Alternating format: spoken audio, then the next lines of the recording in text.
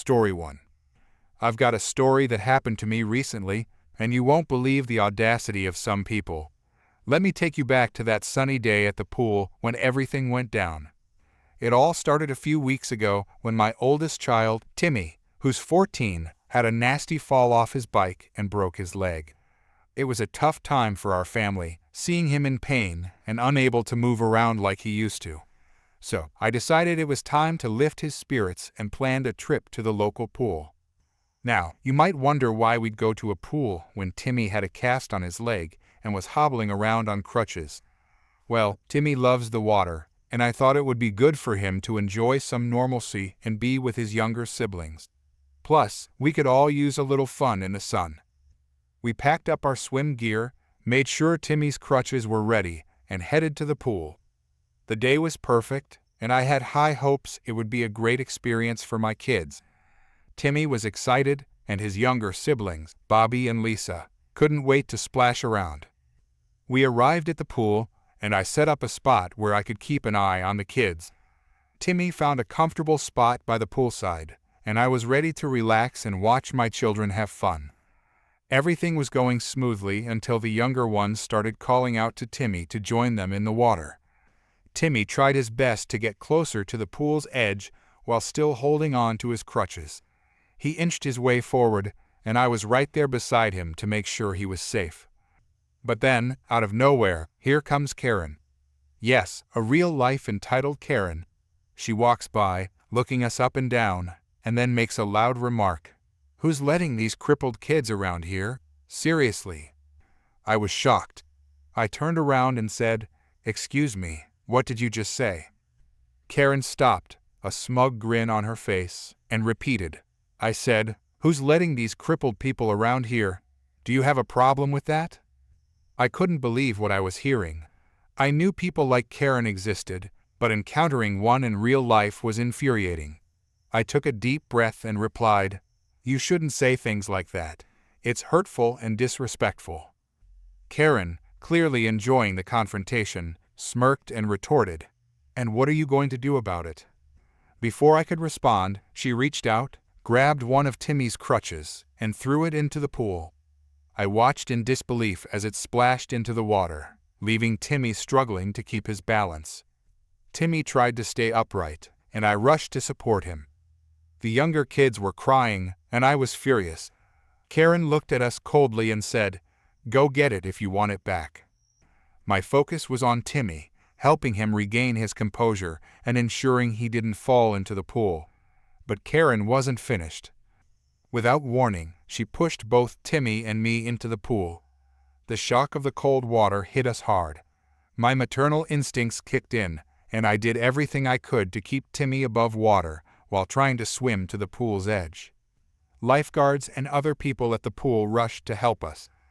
The younger kids were terrified, and I was doing my best to calm them down. Thankfully, with the help of some kind strangers, we were pulled out of the pool safely. But the damage was done, and my children were shaken.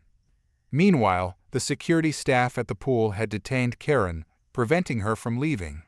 They held her until the police arrived.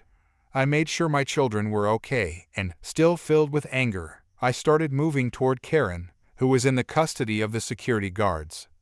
I'm not particularly athletic, but when your children are in danger and someone has just assaulted your injured child, adrenaline kicks in. The security guards tried to block me, but honestly, it felt like they were letting me through. I tackled Karen with all the strength I had, swinging at her in a fit of rage. I later found out I broke her jaw and fractured one of my own fingers. I couldn't believe what I had done, but at that moment, I didn't care. Karen had crossed a line that no parent should ever have to face.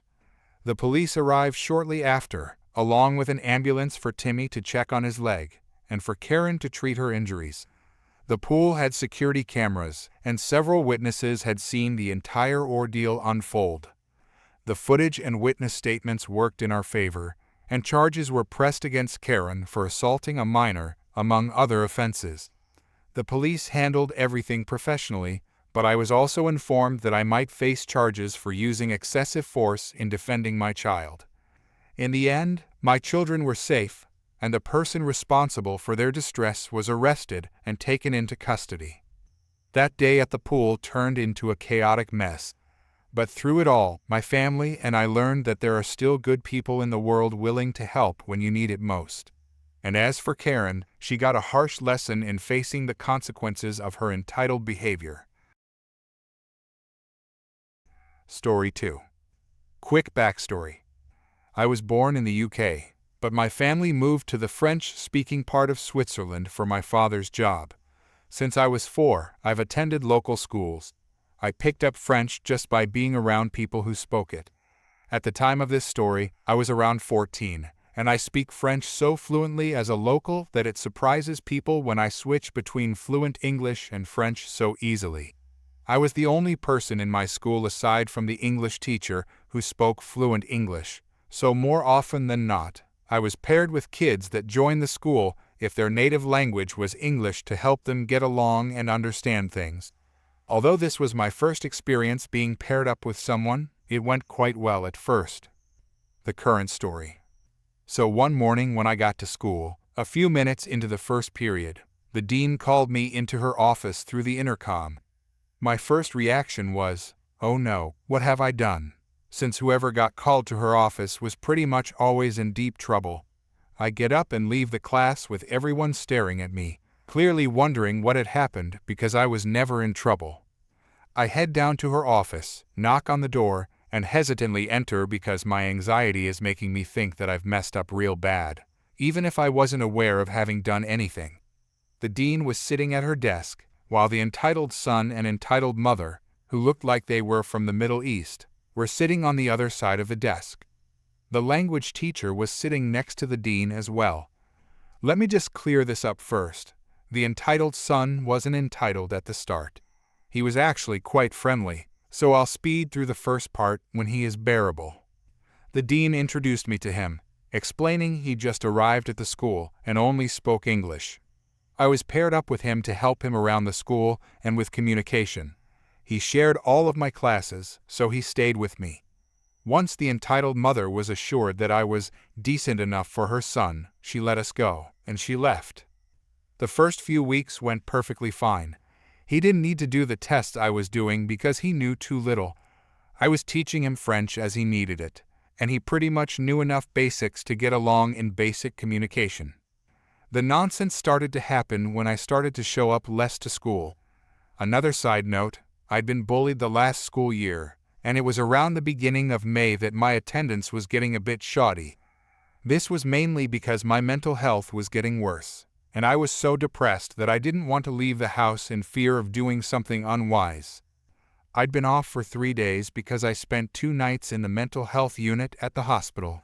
I come back, and the entitled son comes and finds me. At that point in time, I was very tired, gloomy, and anxious. Entitled son: hey, where were you the last 3 days? I barely understood anything, and I got detention for not doing homework I couldn't understand. Me: did you even attempt it? Entitled son: no, I didn't understand anything. I just sighed, knowing he was lying because he knew enough to try and attempt his homework. He showed me the sheet, and that confirmed what I thought. He could have tried.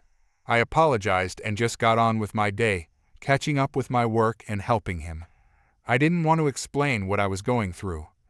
On top of my mental health issues that were developing, I was in a very toxic relationship, which did not help. A few days later, I was off again, but only for 1 day. And I was leaving school a lot because I had almost daily appointments at the unit. And obviously, the entitled son wasn't too pleased about this, and he brought in his mother. The entitled mother was waiting for me when I got back. The entitled son came up to me when I was back. From the first time I was off, I instantly regretted having accepted to be paired with him. She didn't come near me, but she was giving me stern glares as I spoke to the entitled son. Entitled son: I have a test in a few days, and I don't understand the revision stuff at all. I need you to teach me to speak French. Me: I've been teaching you what you need. You should be fine. Entitled son: I don't think you heard me. I want you to teach me French so I can be as fluent as you. Me: look, There is no way I can teach you to be as fluent as me in the space of a few days. That's impossible. Entitled son, you will teach me French or my mother will get you removed from school. I was about to walk away until his mother grabbed me by the arm and turned me around to face her. Me, ma'am, please don't touch me. I barely know you. Entitled mother, you will teach my son French, or I will take matters to the headmaster. She spoke somewhat quietly to me so as not to draw much attention. Me, again, I don't mean to be disrespectful in any way, but there is no way I can do that. I'm helping him as much as I can when I'm at school. I can't do more. I'm busy outside of school. Entitled mother, my child keeps telling me you are leaving school early. Why? Me, that's none of your business. Entitled mother, it is my business because you aren't helping my precious child. I yanked my arm free and walked into the building because she had no right to be on school grounds. Moving forward to the middle of May, when I was signed off school for the rest of the year by the mental health unit because I couldn't leave the house. It was around that time that I was spending most of my time at the unit. And when I spent a week as a temporary inpatient, how it worked was that you had those who were hospitalized, and there were 2 extra rooms for those who needed a night there but weren't hospitalized. So I was coming back each evening, and I wasn't even bothering to pack up my stuff with me. I just left it there because I kept coming back. The entitled son only had my Instagram because I wasn't giving this guy my number. He'd been messaging me, demanding I teach him, and asking where I was. I was getting sick of his nonsense, so I told him everything that was going on. He demanded I give him my number so I could actually talk to him. I convinced him to give me his number so I could call him, which he did. Before I called, I installed an app that made my number appear private, so he didn't have it. And for the sake of proof, it was a screen recording, so I had the call in case I needed it. I called him from the room I was staying in at the mental health unit temporarily, and this is how it went. Entitled son, why are you lying to me? I had headphones on with low volume, and this still scared me. Me, lying about what? Entitled son, you know what you're lying about? About your mental health. You're lying and saying you have a mental illness, so you don't need to teach me French, and so you can avoid me. You're a girl, and I'm a boy, so you should respect me as your superior. At this point, an idea popped into my head. I wasn't able to be hospitalized yet because there was no room, but that day I was staying during the day because a room was opening up. This was a Friday, and on Saturday, the culture group happened in the morning, where we went to the museum. Me, if you want to see me face to face, come meet me at the museum tomorrow at 10-ish, because I'll be there. Entitled son, you will regret saying that. I hung up. I wouldn't. I would be wandering around with my new buddy Jay, whom I'd instantly gotten along with the moment I arrived. We'd been inseparable, and we acted like we'd known each other for ages. We were in groups of 2 with a nurse. We were only 4 patients since one left Saturday morning, and a nurse would be with each group to keep an eye on us. Not that we would do anything, but they had to be sure. Also, the nurses were super friendly and acted like they wanted to be there and help you, unlike the other mental health units across the city, and we stayed on the top 2 floors of an apartment, so it had a homely feel, not like you were locked in a hospital. It was pretty much like shared living. So I handed my phone over. Patients have a no-phone rule for the first 48 hours and moved upstairs. Saturday came around, and after breakfast, we headed to the museum. I was with J and C, who was my favorite out of all the nurses who rotated shifts. And of course, the entitled son and entitled mother were at the museum. They found me fairly quickly, a little time after J, C, and I started exploring and sharing opinions on the exhibits. Entitled son, Mommy, that little witch that was rude to me is over there. He points to me. The entitled mother comes over to me. Entitled mother, you little witch, lying about mental health to my precious child to make him fail his test. And you're taking up space in the hospital for those who need it.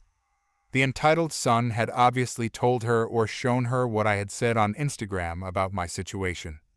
Now, before you make fun of me for starting to cry, I'll remind you that I was depressed and anxious as heck, along with a few other mental issues, so I got upset easily.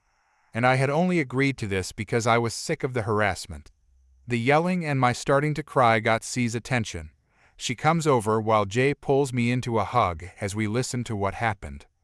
Nurse C: "Excuse me, ma'am, why are you yelling at her? Can't you see you're making her unhappy?" Nurse C had asked in English since she spoke it quite well.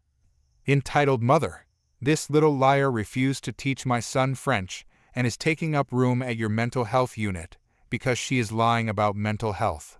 Nurse C: "First off, just because these adolescents suffer mental health problems doesn't mean they are unstable. Secondly, don't insult her. And thirdly, what makes you think she is lying about mental health? I've got access to her case notes from the past 2 months that can prove otherwise." The entitled mother wasn't having any of this. She storms over to me and forces me away from Jay, grabbing me harshly by the arms, which was really painful because of recent self-harm, despite the thickness of the hoodie I was wearing. The entitled son knew it hurt and pulled up my sleeves and looked at my arms with a look of disgust. Nurse C and a few other people around were getting security, which was coming as the entitled mother was actively running her nails over my scabs and making me bleed again. Security yanked her off me and asked her why she did that. She was yelling at them. A kind security guard brought me, Nurse C, and Jay to where the emergency medical kit was kept and bandaged me up. Because of all this, the entitled mother was taken into custody for questioning. I was allowed my phone on an exception when we got back because a police officer came with us so I could make them listen to the call and show them the messages the entitled son had sent me. After all this, the entitled son was suspended from the school because of the harassment, and the entitled mother was sentenced to 6 months of community service. I also managed to get a restraining order against her and her son. I just want to add that I have no issue in any shape or form with people from the Middle East at all. It's just these 2 individuals that are entitled. I wanted to add that in case my stance in the story wasn't clear. Story 3. Alright, where do I start? My family, the Andersons. We were all about that down-to-earth, countryside vibe. Back then, life was simple: tending to the land, hanging out with the animals, finding joy in low-key stuff. But then, bam, economic chaos hit us like a wrecking ball. So, my folks decided to ditch the rural scene for city promises. City lights, not as glamorous as they seem. The struggle was real, and then tragedy struck. Car crash, and suddenly, I'm left with the city's cold atmosphere as my only company. No immediate family could take me in, but enter Grandpa Samuel, a true legend.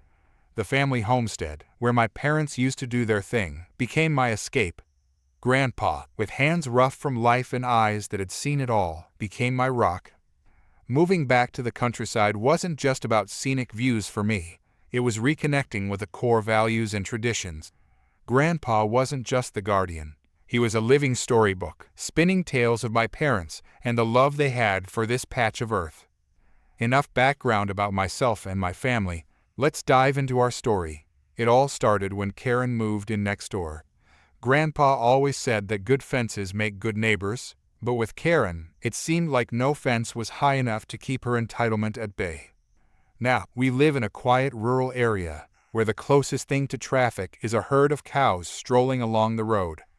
But Karen, oh no, she needed to bring the drama to our peaceful little street. The first sign of trouble was when she started parking her shiny sedan right in front of Grandpa's house. Now, we all have driveways, but Karen insisted on leaving her car on the street. Why? Because, according to her, it was perfectly positioned under the watchful eye of some street surveillance camera. One day, Grandpa decided he had enough. He parked his old pickup truck right behind her car, effectively blocking her in. I could almost hear the cogs turning in Karen's entitled brain as she stormed over. "Excuse me, why is your car blocking mine?" Karen exclaimed, hands on her hips. Grandpa, being the calm soul he is, looked at her and said, "Well, it seems I'm just following your lead, neighbor." Karen huffed and puffed, but eventually she had to shuffle away. Victory for Grandpa, or so we thought. Days passed, and Karen's parking antics continued. One fine morning, Grandpa decided to park his car on the street. Oh boy, if looks could kill, Karen's glare would have wiped out half the county. I was sitting on the porch, sipping lemonade, when I overheard her talking on the phone. It seemed she was calling in reinforcements. Later that night, I was awoken by the distant rumble of an engine. I peeked through the curtains just in time to see a tow truck inching its way toward Grandpa's car. "Hey, you can't tow that. That's my grandpa's car," I shouted, rushing out into the night. Karen, smirking like a cat that caught a canary, stood there with her arms crossed. "Your grandpa shouldn't have parked on the street. This is my spot." I was about to argue when her friend, the tow truck driver, chimed in. "We've got the right paperwork, kid. Now, step aside." Defeated, I watched helplessly as they hooked up the tow truck to Grandpa's car. But Grandpa wasn't one to be messed with. Suddenly, his bedroom window flew open, and there he was, shotgun in hand. "Get away from my car, you troublemakers." Boom! He took aim at the truck's tires and fired. One tire exploded. "Run, Karen, run," her friend yelled. They both lay on their stomachs behind the tow truck as Grandpa kept firing. I couldn't believe my eyes. Our quiet rural street had turned into a Wild West standoff. Grandpa's shotgun boomed, and the tow truck driver crawled back, dragging Karen with him. They finally managed to retreat, leaving the wounded tow truck behind. The next day, Karen's car was back in her own driveway, but there was a noticeable dent in the front fender. The following days were a whirlwind of legal drama. It turns out, firing a shotgun at a tow truck isn't exactly the poster child for conflict resolution. The local sheriff paid us a visit, wearing a stern expression that could rival Grandpa's on a bad day. "Mr. Anderson, care to explain why you decided to turn our quiet street into a scene from a Western movie?" the sheriff asked, eyeing the now limp tow truck. Grandpa, unfazed, leaned on his porch railing. "Sheriff, I was just protecting my property. They were stealing my car right from under my nose." The sheriff sighed. "Protecting your property is one thing. Firing a shotgun is another. You could have called us." "Well, by the time you folks arrive, my car would be halfway to the city. I had to take matters into my own hands," Grandpa answered. Legal consequences were inevitable. Grandpa got a stern talking to about the proper use of firearms and the importance of calling law enforcement in such situations. As for Karen and her accomplice, they faced charges of attempted theft and destruction of property. The courtroom became our new stage. Grandpa, still channeling that Wild West vibe, stood tall as a witness. The judge wasn't too impressed with Karen's argument that she had a rightful claim to the parking spot. In the end, Karen had to pay hefty fines for the attempted towing and damages to Grandpa's car. The tow truck driver faced legal consequences as well, not just for their failed attempt, but for participating in the whole misguided escapade. From then on, Karen thought twice before trying to out-entitle my grandpa. Our rural street might be peaceful, but it sure ain't boring, especially with a shotgun-wielding grandpa guarding his precious parking spot. Story 4. The background. This story took place years ago when I was providing on-site tech work in a niche market all across America. The work was good and paid well, but the travel could be tough, as I drove around 100,000 miles, 160,000 kilometers a year by car. Since I mostly traveled by car, during the summer we'd hire reliable people to feed the cats and water the lawns, and I'd take the whole family on the road. My kids got to see much of America and parts of Canada and Mexico while enjoying fantastic vacations, and I got to travel with my family by my side after work. These trips typically lasted 3 to 4 months, and they were some of the best times for us. Unfortunately, during the winter, the kids had school, so I'd be away on my own for 2 weeks to as long as 4 months. Sometimes this happened in the summer as well, depending on my family's needs back home. Occasionally, they would join me for Christmas break. At least my wife didn't have to work while I was traveling for this job. This story takes place during one of those times I was out of town, and my wife was managing everything at home. The setup. When we first moved into this house, we had a great family living across the street from us. They were very respectful and wonderful neighbors. They were an upper-middle-class Latino family that owned a bar. They had done some nice upgrades to their home, including adding a wrought iron fence around their yard, much nicer than the chain-link fence around ours. They also had several nice cars, more than they could fit in their driveway, so 2 cars were always parked on the street in front of their house. However, they had a problem. For some reason, the local police couldn't seem to accept that a Latino bar owner could earn that kind of money without being involved in illegal activities. Every month, the police would swoop in with warrants and drug-sniffing dogs, spending hours going through their house and cars. Every time, they left empty-handed, no arrests, no tickets, no infractions, nothing. Every month, the neighbors would come over and apologize for the disturbance. They were embarrassed each time it happened. We always reassured them not to worry and told them it said more about the police than it did about them. If they had been doing anything wrong, they would have been caught by now. They appreciated our support, and since my wife and kids are also Latino, we were happy to give it. Eventually, they'd had enough. They sold the bar and their house and moved to a smaller town in another state with a larger Latino population, where they opened a new bar. We wished them well. After they left, several different families moved into their old house, but none stayed long. I suspect there was a landlord involved. Some of the new tenants were genuinely nice. We even gave 2 broken-down vehicles to one tenant renting a room in the basement. I had planned to swap parts between them to make one working vehicle, but I never had the time. He was able to rebuild a working vehicle and could now travel for work. I only asked that he tow away what he didn't use, which he did. Good guy. The macho rooster. Then came the day the macho rooster moved in. He was the owner of the house, which made him feel important, and being a somebody was something he reveled in. He strutted around in fancy clothes and flashy jewelry, declaring himself the ruler of the street. He made it clear that anyone who challenged him would regret it. Almost immediately, we started having problems with him and his family parking in our driveway or in front of our mailbox. If the mailbox was blocked, the mail wouldn't be delivered. My wife would take the kids to school or pick them up and come home to find she had to park on the street. This annoyed her to no end, but leaving notes on their windshields didn't help.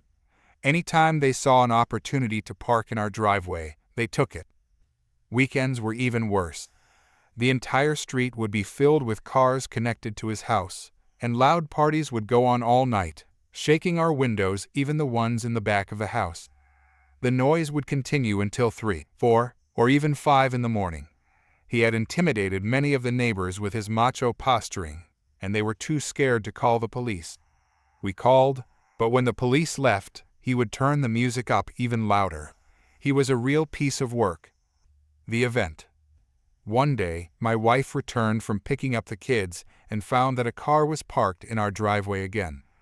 This time, though, there was a young woman sitting in the car, waiting for someone.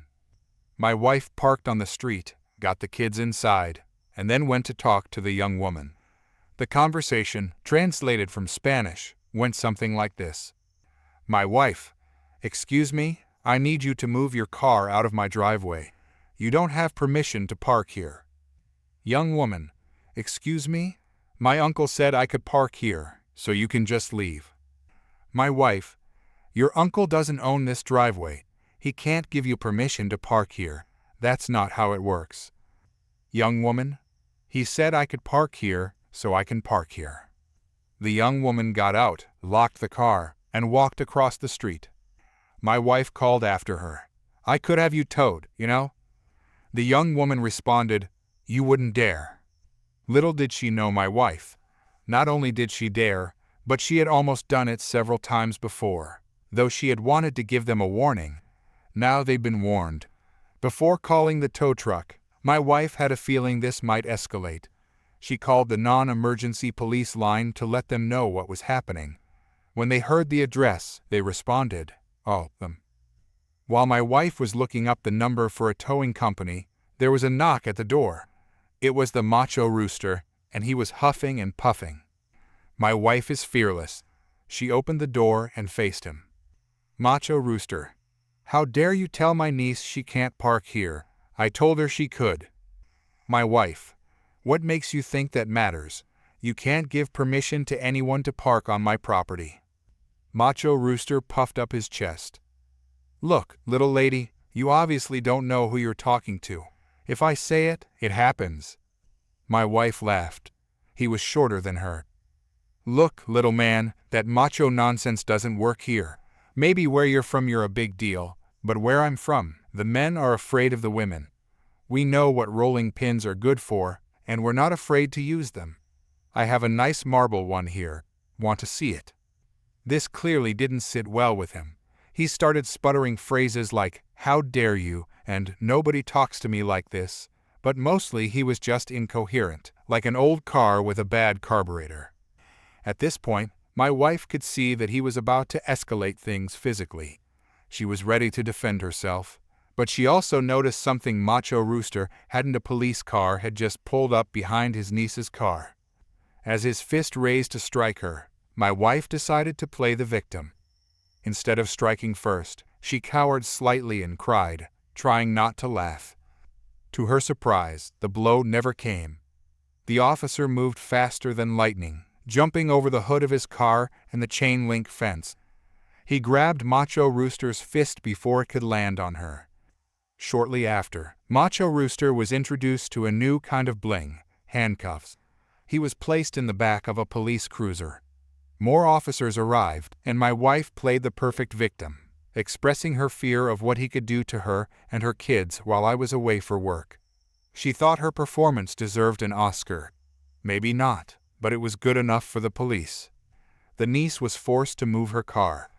Macho Rooster wasn't seen for nearly a week. Apparently, there were complicating factors that made the situation worse for him. But the police couldn't disclose the details. Not that we cared. The aftermath. For the rest of the time he lived across the street, Macho Rooster never acknowledged us again. He also made sure no one from his house parked in our driveway, blocked our mailbox, or parked in front of our property. We only had one more loud party, and when we called in a noise complaint, the music stopped for good. Under his ownership, the house wasn't maintained and eventually fell into disrepair. He sold it, likely to buy another house to run down. It was the opposite of flipping houses.